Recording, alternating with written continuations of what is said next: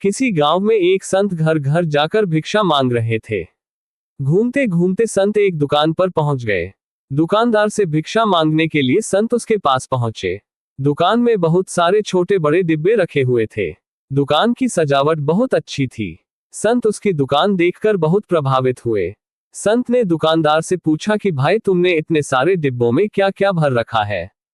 दुकानदार ने जवाब दिया कि घर के लिए जरूरी सभी चीजें हैं, किराने का सामान है, मसाले और अन्य चीजें हैं।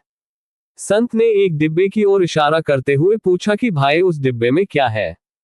दुकानदार ने कहा कि उसमें तो लाल मिर्च है। संत ने दूसरे डिब्बे के बारे में पूछा तो दुकानदार ने बताया कि उसमें नमक है। इस तरह संत ने दुकानदार से कई डिब्बों के बारे में पूछ लिया। दुकानदार संत के सम्मान में उनके सभी सवालों का जवाब दे रहा था। तभी संत ने अलग रखे हुए एक डिब्बे के बारे में पूछा कि उसमें क्या है, इसे अलग क्यों रखा है? दुकानदार बोला कि उसमें राम है, इसलिए अलग रखा है। ये बात सुनकर संत हैरान हो गए। उन्होंने सोचा कि डिब्बे में राम कैसे हो सकते हैं। संत ने ये बात दुकानदार से पूछी। दुकानदार ने कहा कि जिस डिब्बे में कुछ नहीं होता है, यानी जो डिब्बा खाली होता है, उसके लिए हम यही कहते हैं कि उसमें राम है। हम डिब्बे को खाली नहीं कहते हैं। ये बात सुनते ही संत आश्चर्यचकित हो गए कि इस दुकान वाले ने कितनी बड़ी और गहरी बात कह दी है। जिस बात को समझने के लिए मैं इधर उधर भटक रहा हूं, वह बात इतनी आसानी से इस व्यक्ति ने समझा दी है।